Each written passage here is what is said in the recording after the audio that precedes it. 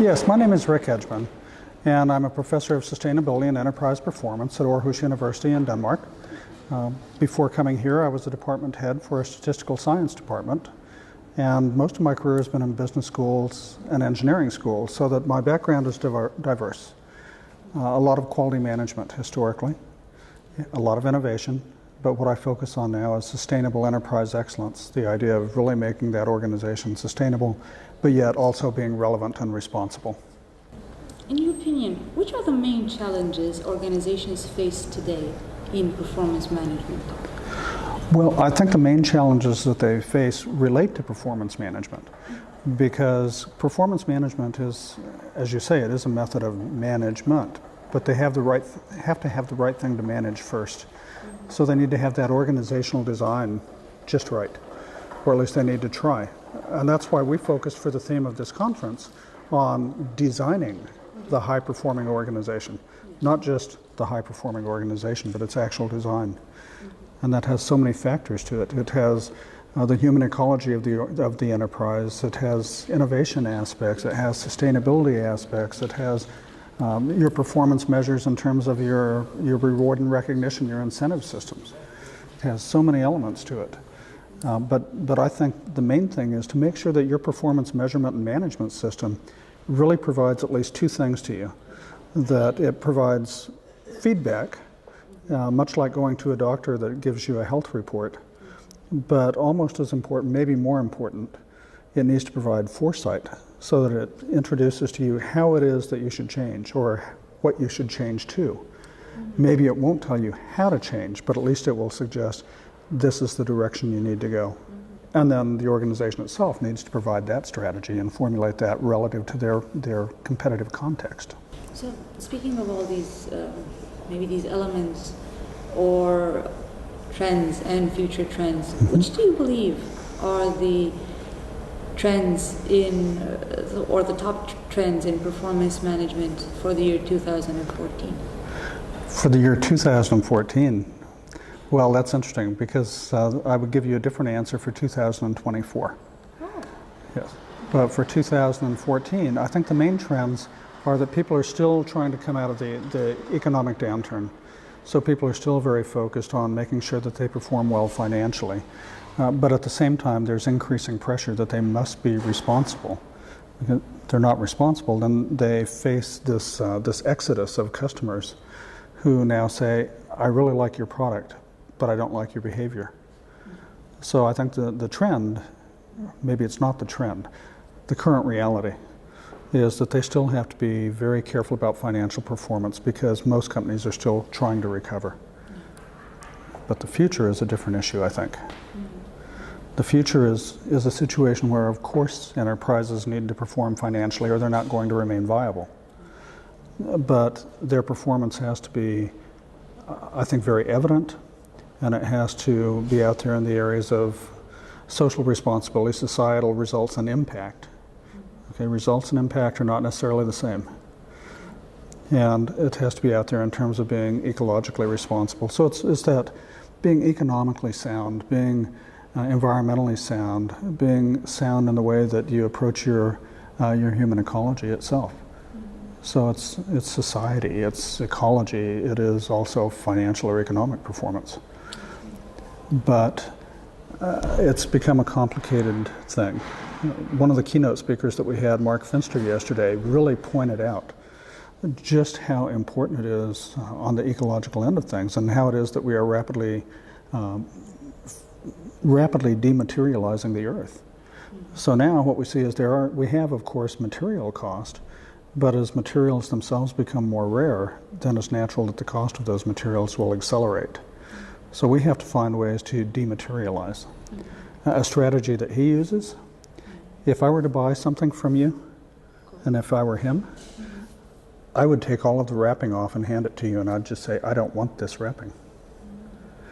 So, it's that dematerialization. It's finding ways to charge for your services and not necessarily so much for your products. So it's making sure that the company is responsible for every product that they produce all the way from the beginning through its life cycle and after use. And the byproducts. Absolutely, and the byproducts. And I think that will be the major trend. I mean, if you just look at the trend anyway, is that we have all of these grand global challenges. We have extreme climate change. We have global warming aspects. We have more extreme weather events.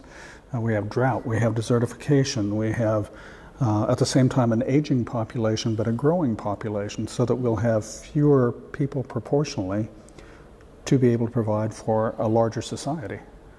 We have, with things like increasing heat, we also have increasing conflict. We have, we have a situation where the currency in the world today isn't really pounds or yen or dollars or euros. The currency in the world today is water, it's food, and it's energy. And we have to find ways as enterprises to understand and conduct our business in terms of those real currencies, instead of the ones that are just more artificial or represent something different. Of course, we can't ignore the dollars or euros or yen or whatever it may be. But we have to take into account much more deeply those other currencies. Yeah. Which companies, or maybe if not companies, industries or functional areas, would you recommend to be looked at due to their particular performance management approach and their subsequent results? I think you have to look at a company like SAP. Because if you look at SAP, it isn't just that they have this excellent strategy, this excellent performance management system, it's that they influence so many other countries. Not countries, but of course countries, but they influence other companies because their product is sitting right there.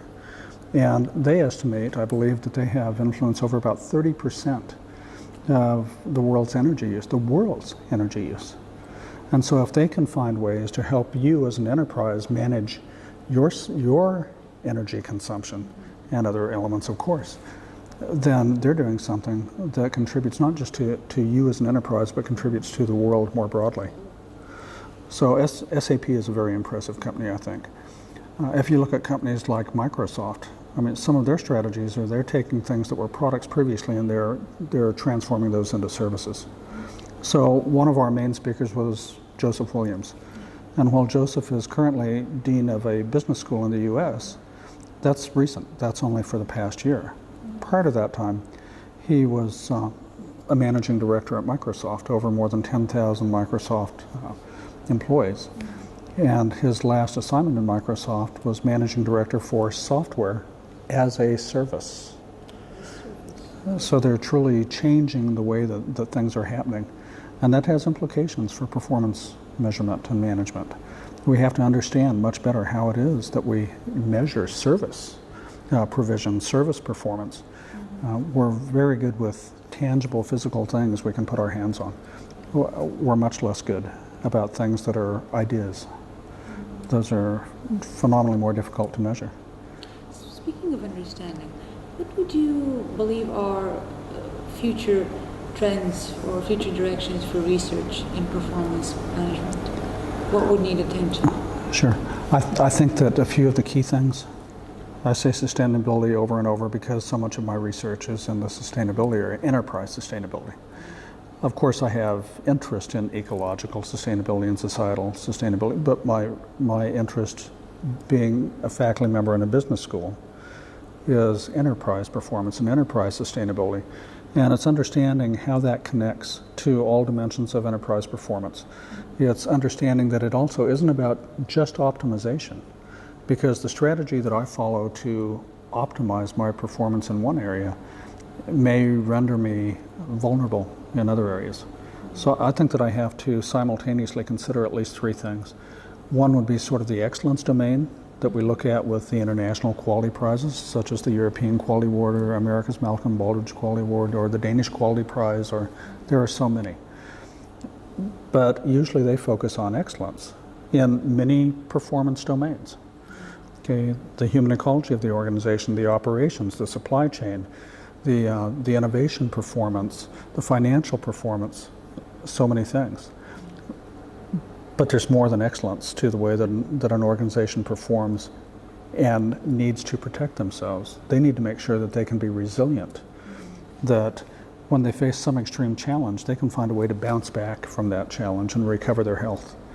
They need to find a way to make themselves more robust so that whenever a shock does come to the system, maybe at least in some ways, they're immune to those shocks, much in the same way as when you receive a shot as a child to prevent a disease.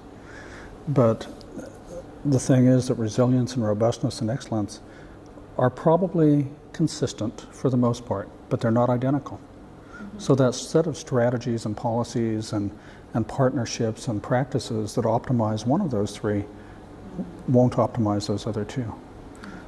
So enterprises really need to consider how it is that they will determine the best mix for them. And then they need to be able to develop those key performance indicators that help them accomplish that. Because if they don't have the key performance indicators that they can really move forward with, then they're going to be guessing. And maybe it'll be a wonderful guess, and maybe it won't. So they really need to have that information. They need to be able to develop those measures. And if you ask me, how healthy am I? Okay, I might say, I weigh this much. I might say, my resting heart rate is this. I might say different things, right? So that one question can have so many answers. One of them is probably a better answer than the others. We need to find better and then best answers. Better and then best performance indicators so that we can achieve better and then best performance. But then the questions become, where do you want to perform? What's important to you? So it's also determining performance indicators that are consistent with your enterprise values. So that becomes important too.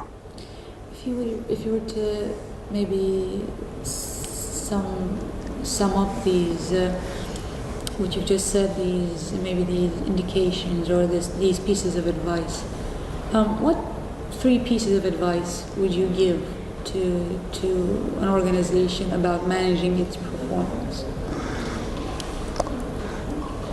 Okay, I think some of the key pieces of advice will be consumers are increasingly concerned about organizations being responsible.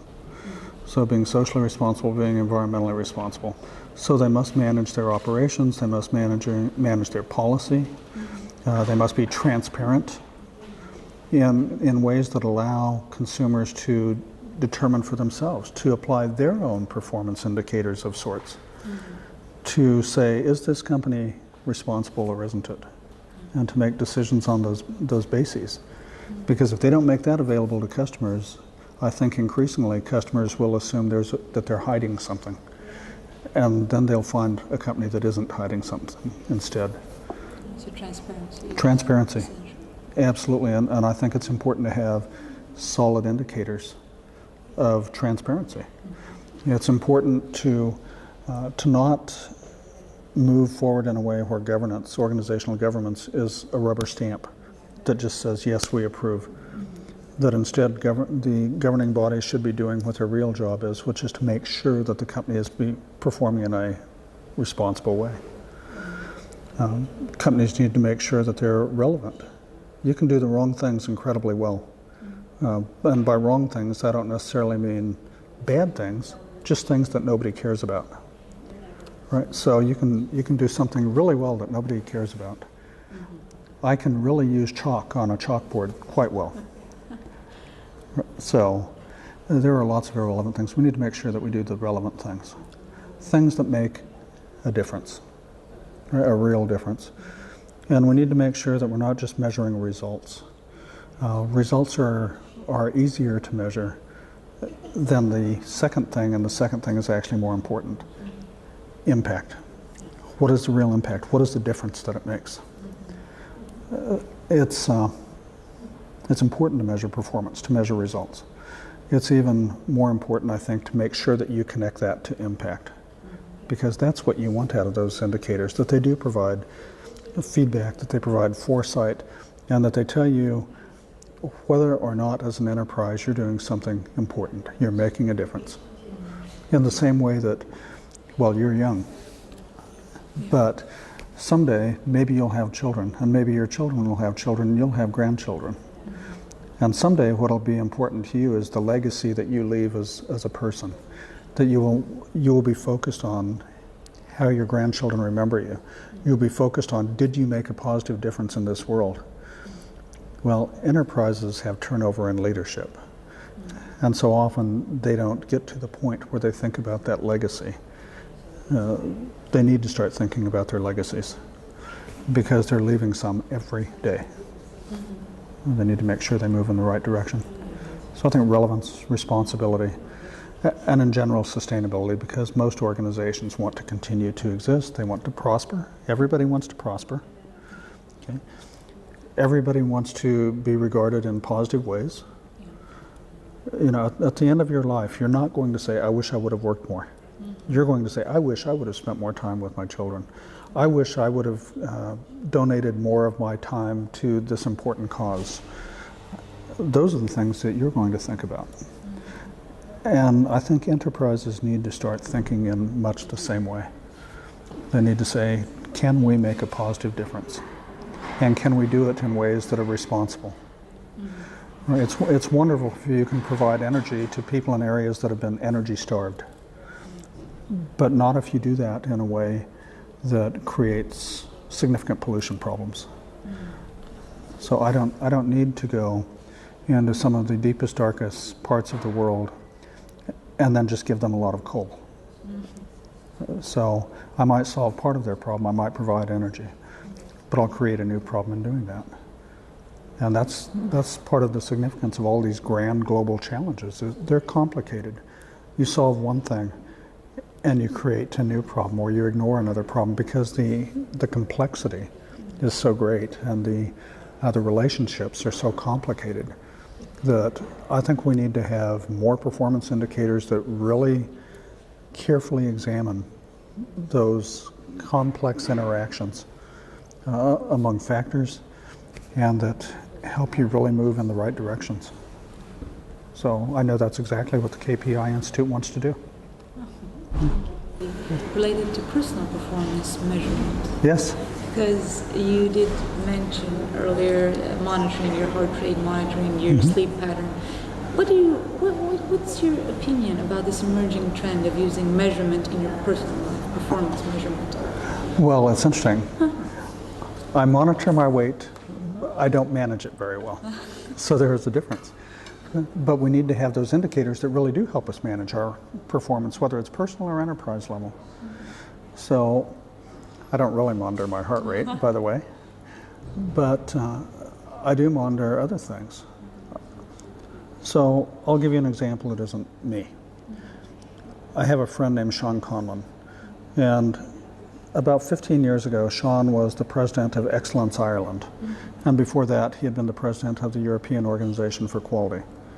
Every year, Sean would take his family on a retreat, and the entire purpose of that retreat was to understand better their interaction with one another. Were they doing everything they could to build their family more positively? Where was Sean performing well, and what things did he need to change so that he could be a better father and husband in his family? What things did his wife need to change? What things was she doing that she could do more of, or that she should keep doing because she's doing so wonderfully well? And the same thing with his children. So that's a little bit different level, but it has the personal implication, and it has that important family implication. So what they did every year was they would construct a new family contract, and they would have their own performance indicators for how they do as a family. So I'll use that as the example. So I think the trend is important, and I think that the people who do well in their personal lives, formally or informally, are going through self-examination, self-assessment all of the time. Okay, not as formally as something like the International Quality Awards, which are about enterprise self-assessment. They're not really about the awards. I mean, the purpose of those systems, whether it's America's program or whether it's the European one, was to boost competitiveness on not even of individual companies, but on larger scales, country performance. I mean, that's why the Baldrige Award was founded in the U.S., was to improve national performance in global markets. So You know, the purpose of that, though, is you only have a few companies that apply for the award, but you have hundreds and hundreds of thousands who look at the award criteria, the models, the measures, and they apply that to their own organization to help them improve. They don't care about the prize, but they do care, like every enterprise does, about improving. And in the same way, I think that's what people want to do. You don't get up today and say, I really want to do bad today, right? I want to be sick today. I want to get in a car accident today. Nobody does those things. Well, maybe some people do, but I'm sure they're rare. Right? But you probably aren't so formal in the way that you determine how to move forward. And I do think there's a trend that people will start doing that more and more commonly. It's why people go to gyms. They go to personal trainers, right? And they're seeing how it is that their personal physical performance can be improved, or that their health can be improved. So we see trends like that. And it's only a matter of time before that branches out to other areas of life. And people start doing that, and maybe they don't even think of it as self-assessment. But they are using it to manage their own life in different ways. I mean, I love what Danish banks do, because Danish banks, they categorize automatically all of the purchases that I make when I use my bank card. It's almost a cashless society compared to much of the world. So they categorize everything for me, and I can monitor. Well, I should be honest, my wife monitors. Okay, how we're doing. Are we using too much energy this month? Did our food bill go significantly up or down, and why? So she uses those sorts of indicators that the bank provides to manage our personal life. And so I think there are trends toward managing personal and family life that are coming from these key indicators that are out there in performance management and measurement systems. So there will be change. Yeah. Yes. Thank you so much for your interview. No, you're very welcome. And I would say also, thank you to the KPI Institute for serving as a platinum level sponsor for this conference. It's so important to what we do. Yeah, thank you.